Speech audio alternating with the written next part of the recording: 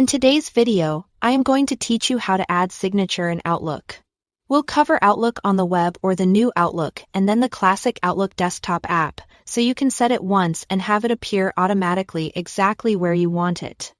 If you are using Outlook on the web or the new Outlook, start by clicking the settings gear icon in the top right corner. From there, open the signature settings. Depending on what you see, that might be under Accounts and then Signatures, or under Mail and then Compose and Reply. Once you are in the signature area, choose the option to create a new signature. Give it a clear name you'll recognize later, and then build it in the editing box. You can format text, adjust colors and layout, and even add a small image or logo and hyperlinks.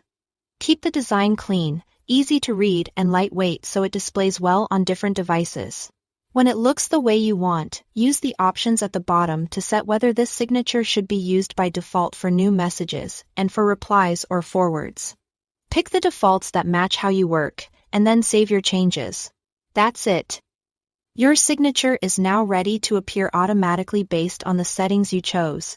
If you are working in the classic Outlook desktop app, begin by opening a new email window. On the Message tab, select Signature, and then choose Signatures to open the full Signature Manager. At the top, confirm the correct email account is selected, especially if you manage multiple mailboxes. Next, click New, give your signature a recognizable name, and confirm. In the Edit Signature box, type and format your content. You have the same flexibility here to style the text and include images or links. Aim for a concise layout that communicates the essentials without feeling cluttered. Click Save to keep your work. Now look for the Choose Default Signatures section. Use the drop-downs to assign your new signature for new messages, and decide whether you want it added to replies and forwards. Select what suits your workflow and click OK to finish. That's all you need to add a signature in Outlook.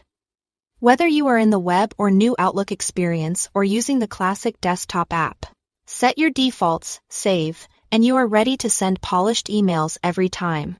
Thanks for watching.